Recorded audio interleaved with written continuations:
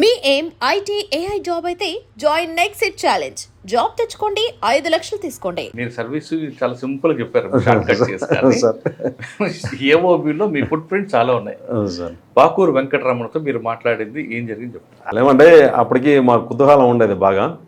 ఏంటి అసలు ఏం మీటింగ్లు అవుతుంది ఏమవుతుంది మాకు మంచి అంటే అక్కడ ట్రైబల్స్ వాళ్ళతో ఒకసారి కలిసిపోయామంటే చాలా అప్పుడు జీమడుగులు ఉన్నప్పుడు కలిసిపోయామంటే వాళ్ళంతా కూడా ఇంకా ప్రాణం పోయిన వాళ్ళు చెప్పరు, మనకి ఏదైనా హెల్ప్ చేస్తారు. ఇలా అని తెలిస్తే మేము ఒకరోజు మీటింగ్ అయింది. నుర్మతి దాటి లోపలికి గొడ్లకర ఏదో ఒక ఊరు ఉంది, ఊర్లో మీటింగ్ అవుతుంది సార్ అని చెప్పారు. అయితే 10 వెళ్దాం అని చెప్పేసి వాళ్ళతో పాటు వెళ్ళిపోయాం. ఎన్ని గంటలకి? రాత్రి 10:30, 11 అప్పుడు నైట్. సివిల్ డ్రెస్లో బండి మీద వాళ్ళు మా ఫ్రెండ్స్ మేమందరం ట్రైబల్స్. అక్కడ వాళ్ళకి ఎవరికి తెలియదు, ఎవరికే తెలుసు అండి. ఆ నైట్లో ఇది వేసుకొని మీటింగ్లోకి వెళ్ళాం. వాళ్ళలాగే గిరిజనలోకి వెళ్ళాం.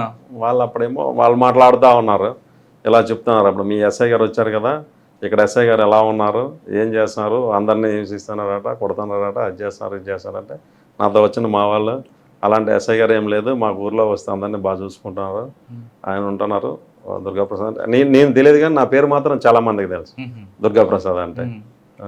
పాకూరు వెంకటరమణ అలియాస్ గణేష్ అప్పట్లో పోలీస్ మోస్ట్ వాంటెడ్. బాగా అంటే మీకు ఎదురుపడ్డాడుగా నేను చేయకపోయినా ఆయన యాటిట్యూడ్ ఎలా ఉంది, బాడీ లాంగ్వేజ్ పోలీసులు అంటే ఫెరోషియస్గా ఉండేవాడు అండి, చాలా ఫెరోషియస్గా ఉండేవాడు. ఎప్పుడు కూడా ఎగ్నెస్ట్గా ఉండేవాడు. ఏదైనా చేయాలి, ఏదైనా చేస్తే కూడా కొంచెం గట్టిగా అంటే రిలేషన్ గట్టిగా ఉండాలి, వీళ్ళందరూ కూడా ప్రజలకు ఏదో చేయాలని చెప్పేసి ఒక మోటివ్లో ఉండేవాడు. ఎంత టైం వాళ్ళ స్పీచ్ విన్నారు? నేను ఇంచుమించు ఒక 40 minutes అలా ఉన్నాం. ఆ 40 నిమిషాల స్పీచ్ లో ఒకరు కాదు 4-5 మాట్లాడారు. ఎవరెవరు? గణేష్ ఒకడు, తర్వాత ఇంకా ఎవరో ఆ పేర్లు గుర్తులేదు కానీ గుణకరాయి ఆయన కూడా ఉంటాడు కదా. అది లేదు. సరే, మీరు 40 నిమిషాల స్పీచ్ విన్నారు కదా, విన్న తర్వాత వాళ్ళ స్పీచ్ లో మీకు క్లారిటీ ఎంత వచ్చింది? నిజంగానే ప్రభుత్వం రాజ్యం ఇవన్నీ అంటుంటారు పదాలు, వాళ్ళు నిజంగా ఉందా లేదు అక్కడ ఉన్న గిరిజనులకి మోటివేట్ చేయడానికి వాళ్ళు డైవర్ట్ చేస్తారు? వాళ్ళకి నాలెడ్జ్ తక్కువ. అసలు ఏమవుతుందంటే వాళ్ళు ఎప్పుడు కూడా ఏదో పుస్తకాలు ఎవరో రాస్తారు, ఆ పుస్తకాలు చదువుతారు. తర్వాత ఈ ఏజెన్సీలో అంటే కొండ ఏరియాలో వాటిల్లో తిరగడం వల్ల వాళ్ళకి అసలు బయట ప్రపంచంలో సిటీలో ఏం జరుగుతుంది, ఇదేం జరుగుతుంది తెలియదు. వాళ్ళకి తెలియకపోవడం వల్ల, వాళ్ళకి సరైన ట్రాన్స్పోర్టేషన్ సరైన ఇది లేకపోవడం వల్ల వాళ్ళకి బయట ప్రపంచంతో తెలియకపోవడం. వాళ్ళు చెప్పిందే కరెక్టే, అక్కడికి ఎలా అవుతుంది.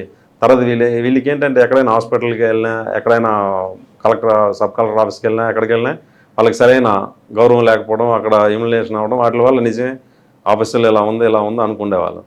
మాకు ఇంకోటి అండి, నేను ఒక జిమ్మడుగులో బాగా నాకు ఇది వచ్చింది. మేము ఇది 10th క్లాస్ ఎగ్జామ్స్ అవుతున్నాయి. 10th క్లాస్ ఎగ్జామ్స్ అవుతున్నప్పుడు మా ఎస్పీ గారు చెప్పారు, వాళ్ళందరూ కూడా బాగా రాయాలి, వాళ్ళు 10th పాస్ అయితే, ఇంటర్మీడియట్ పాస్ అయితే వాళ్ళందరూ బయటకు వస్తారు. 10th కానీ పోయింది, 10th ఇంటర్మీడియట్ కానీ పోయిందంటే వాళ్ళందరూ కూడా మళ్ళీ అక్కడే ఉండి మనకి ఇదవుతారు. కాబట్టి వాళ్ళందరూ కూడా బాగా రాసేటట్టు, బాగా చేసేటట్టు అంటే అప్పుడు మనకు సబ్ కలెక్టర్ గారు నాకే చీఫ్గా ఇచ్చేసారు ఎగ్జామినేషన్ సెంటర్కి. అలా లేదా అంటే ఆ పర్సెంటేజ్లో వాళ్ళందరినీ కూడా నాకు అది చాలా సాటిస్ఫాక్షన్ అయింది. అందరూ చాలా మంది పాస్ అయ్యారు. అప్పటి నుంచి పిల్లలు నాకు చాలా మంది వరకు ఇంజనీరింగ్ జాయిన్ అయిన ఉన్నారు, తర్వాత డిగ్రీలు చేస్తున్నారు, పీజీ చేస్తే వాళ్ళు ఇప్పటికీ మాట్లాడుతూ ఉంటారు. సార్ ఆ రోజు మీరు అలా చెట్టుబట్టి బాగా పాస్ అయిపోయారు సార్. ఇక్కడికి వస్తే వాళ్ళకి అందరూ కూడా చాలా వరకు తెలుసు, ఇంచుమించు 120 మంది ఉండేవాళ్ళు. చాలా వరకు మంచి రిజల్ట్ వచ్చింది అప్పుడు. సరే, పాకూరు వెంకటరమణ 40 నిమిషాలు మీరు మాట్లాడారా లేదా ఆయన మీకు గుర్తుపట్టాడా లేదా? ఆయన మమ్మల్ని గుర్తుపట్టలేదు. ఆయన గుర్తుపడితే నన్ను గెలిచిపెట్టరు కదా. 1-to-1 మాట్లాడుకున్నారా? 1-to-1 ఏం లేదు. ఆయన అడిగారు మా పక్క నుంచి, నేను ఎక్కడ ఓపెన్ గా ఆయనతో డిస్కషన్ చేయలేదు. మనం చేస్తే ఎందుకంటే మన వాయిస్ మన ఇది తెలిసిపోతుంది. మనం ట్రైబల్ లా మాట్లాడలేము అంటే గ్రూప్ లో కలిసిపోయి వీళ్ళతో మాట్లాడించాను. ఎలాగంటారు అలాగే ఒక్కరే ఉన్నారు అప్పుడు? నేను అప్పుడు ఒక్కనే ఉన్నాను. మీకు వెపన్ క్యారీ చేశారా? ఓ పిస్టల్ ఒకటి పట్టుకొని వెళ్ళిపోయాను అంతే. వాళ్ళ దగ్గర అన్నీ ఉన్నాయి. ఎంతమంది ఉండొచ్చు అప్పటికి? 14 మంది 15 మంది వరకు ఉన్నారు. వాళ్ళందరూ కూడా ఈ సబ్జెక్ట్ వాళ్ళ తర్వాత తెలుసుకున్నారా? తర్వాత వచ్చారు, తెలుసుకున్నారు, వెళ్ళారు అని తెలుసుకున్నారు. ఏమంటారు వాళ్ళు? ఇంకేమంటారు. తర్వాత పాకూరు వెంకటరమణ చాలా సార్లు మీరు ట్రై చేశారు. ఎన్నిసార్లు మిస్ అవుతారు మీ చేతిలో? నా దగ్గర ఒక 2 times అలా 3 times మనకి మిస్ అయిపోయారు. తర్వాత మరి ఎప్పుడు మనకి ఎదురుపడలేదు. సార్, సాధారణంగా మోస్ట్ వాంటెడ్ మీకు ఫండ్ కావాలి మీకు పోలీసులకి, స్పీచ్ ఇస్తున్నాడు, 40 minutes మీరు ఉన్నారు 1-to-1లో, పట్టుకొని వెళ్దామని ఏం సాహసం చేశారా, లేదా ఇప్పుడు సిచ్యువేషన్ బట్టి మనం కామ్గా ఉందామని అనుకున్నారా? అసలు ఏం జరుగుతుందో ఏంటో అసలు ఎలా ఉంటుందో వాళ్ళది నాకు అని ఇంట్రెస్ట్ మీద వెళ్ళిపోయింది తప్పితే. కానీ తర్వాత మా ఆఫీసర్స్ నాకు చాలా మంది పీకారు. వాళ్ళకి తర్వాత తెలిసిందంటే అంతే కదా, ఒక ఎస్ఐ వెళ్ళిపోయి లోపలికి వెళ్ళిపోయి అలా గవర్నమెంట్కి. సార్ బాకూర్ వెంకట్రామ్తో పాటు మీ కెరియర్లో అమ్మిడియాలి అనుకుంటారు, అదే అయిపోయిందండి. అదంతా కూడా మా టీంలో అలా వచ్చాయి. ఏంటంటే అసలు ఏం జరిగింది, ఎక్కడది పుట్టి మునిగిపోవడం ఏంటి? అది అమ్మడేలు ఎన్కౌంటర్ అంటే అమ్మడేలు అక్కడ జీమడుగులు చేసేటప్పుడే అది ఒకపల్లి ఇష్యూ బాగా నడుస్తున్నప్పుడు వీళ్ళంతా కూడా ఇంకా ఫ్రీగా తిరుగుతున్నారు, ఏదో చేయాలని వచ్చారు. అప్పుడు దాని మీద ఇన్ఫర్మేషన్ వస్తే మా ఎస్పీ సార్ వాళ్ళు పంపించారు. అకున్ సబర్వాల్ సార్, అప్పుడు శ్రీకాంత్ సార్ ఇద్దరు ఉన్నారు వైఎస్డీగా. శ్రీకాంత్ సార్ దగ్గర మోటివేట్ చేసి శ్రీకాంత్ సార్ అంతా కూడా ప్లాన్ చేసి పంపించారు. ఎంతమంది అందులో ఉన్నారు? అప్పటికి 6 ఉండేవాళ్ళు, 2 తప్పిపోయారు. 4కి 5 కాల్పులు పుట్టిలో ఇచ్చేసారు. అది మనకి ఇదైంది కదా ముంచు, అది మన దీని దగ్గర పుట్టి బలిమెల అది పుట్టి, అది వేరే బలిమెల బోట్ ఉంటుంది. అప్పుడు నేను లేను, దాని తర్వాత వెళ్ళాను. అప్పటికి జీమడుగులే ఉన్నాను. అందులో మా బ్యాచ్మేట్ శంకర్రావు అని వెళ్ళారు, లక్ష్మోజీ అని వీళ్ళిద్దరు వెళ్ళారు. వాళ్ళిద్దరు వెళ్ళారు, శంకర్రావు గారు చనిపోయారు. బలిమెల ఇప్పుడు రామకృష్ణ గారు వీళ్ళందరూ కూడా వచ్చినట్టున్నారు కదా కొంతమంది. తర్వాత అందరూ వచ్చారు ఇన్సిడెంట్ అయ్యి. అప్పుడు నేను జీమాడుగులా. మీరు వచ్చారు ఇన్సిడెంట్ వెంటనే? వెంటనే వెళ్ళిపోయాను, నేను మా జితేందర్ సార్ మేము అందరం కలిసాను. మీరు వెళ్ళేసరికి సీన్ ఎలాగుందండి?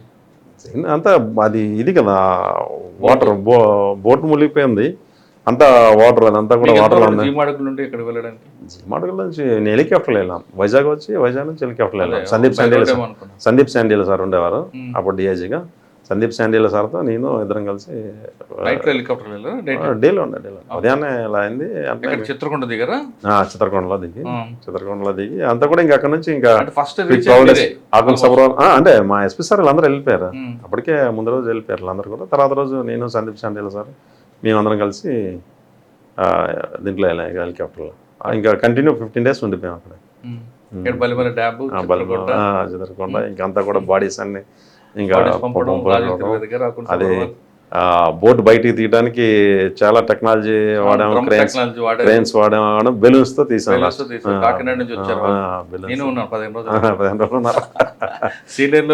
కంటిన్యూ వర్షాలు పడుతుంటాయి, వెళ్ళడానికి ఉండదు, తినడానికి ఉండదు. ఆ టైంలో ఒక ఇన్ఫార్మర్ వచ్చారు, మీకు గుర్తుందా? వాళ్ళకి ఇన్ఫార్మర్ వస్తాడు, వాడు అరుస్తుంటాడు, అక్కడ సబర్వాల్ ముఖానికి గుడ్డ కట్టి తీసుకొస్తారు. గుర్తుందా సార్? ఆ తర్వాత ఇవి కాకుండా ఇప్పుడు మీరు చెప్పారు ఇందాక 10th class ఎగ్జామ్స్ రాసిన వాళ్ళని మంచి పాస్ అయితే ఆ విధంగా ఇంకేమన్నా మీ యాక్టివిటీస్ అక్కడ అటువైపు వెళ్లకుండా ఉన్నాయి? అటువైపు వెళ్లకుండా ఉండడానికి మాకు జజ మురళీ సార్ ఉండేవారు. ప్రతి ఊరికి క్రికెట్ కిట్లని, అలాగే వాలీబాల్ కిట్లని మంచి మంచి ఇవి పెట్టేవాళ్ళం. ఏదైనా పండగలు అయ్యేటప్పుడు అవి అయ్యేటప్పుడు వాళ్ళకి ప్రోత్సాహాలు ఇచ్చేవాళ్ళం. అందరికి కూడా ప్రతి ఊరికి వాలీబాల్ కిట్స్ ఇచ్చేవాళ్ళం, వాలీబాల్స్ ఆడిపించేవాళ్ళం. మా జీమడుగుల పోలీస్ స్టేషన్లో అందరినీ పిలిచి ఇవి పెట్టేవాళ్ళం, కాంపిటీషన్స్ పెట్టేవాళ్ళం. అందరూ అప్పుడు పోలీస్ స్టేషన్ రావడానికి భయపడేవాళ్ళు. ఆ తర్వాత ఫ్రీగా అయిపోయింది, వాళ్ళందరూ కూడా ఇక్కడ కాంపిటీషన్ పెడుతున్నాం, ప్రతి పంచాయతీ నుంచి అందరు రావాలని అంటే అందరు రావటం, వాళ్ళకి భోజనాలు పెట్టడం, పిల్లలందరూ కుర్రోళ్ళందరూ కూడా రావటం, ఆడటం, గెలిచే వాళ్ళు కప్పు గెలిచాం. కామేశ్వరరావు గారు అని ఇన్స్పెక్టర్ గారు ఉండేవాళ్ళు, అని బాగా సహకరించి అంతా చేసేవాళ్ళం. సార్ అది జీమాడుగులో ఎందుకంటే ఎక్కువ టార్గెట్ అవుతుంది? కట్ ఆఫ్ ఏరియాకి దగ్గర ఉందన్న అది ఒరిస్సా బోర్డర్కి ఒకటి, తర్వాత ఏమో మనకి లాంగ్ లోపలికి ఉంటుంది. అప్పుడు మరి ఇంకా ఎలక్షన్ జరిగినా ఫస్ట్ జరుగుతుంటాయి, క్రైమ్ జరిగినా ఫస్ట్ అక్కడ ఉంటుంది. అంటే ప్లస్ ఈ లీడర్స్ అందరూ హెడ్ క్వార్టర్ అదా ఏమన్నా? అలాగే ఉండదు. మన వెంకటరామ్ ఎక్కడ? బాకూర్ వెంకటరామ్ చింతపల్లి దగ్గర కానీ ఎక్కువ జీమాడుగుల, కసింకోట అంటే అది టెరైన్ బాగా ఇది ఉంటుంది. తర్వాత ఇక్కడ ఎక్కువ వీళ్ళు ఉంటారు, కోందులు వాళ్ళు ఉంటుంది. ఆ టెరైన్ వల్ల ఎక్కువ దానికి ఉంటాయి, షెల్టర్ తీసుకోవడానికి చేయడానికి.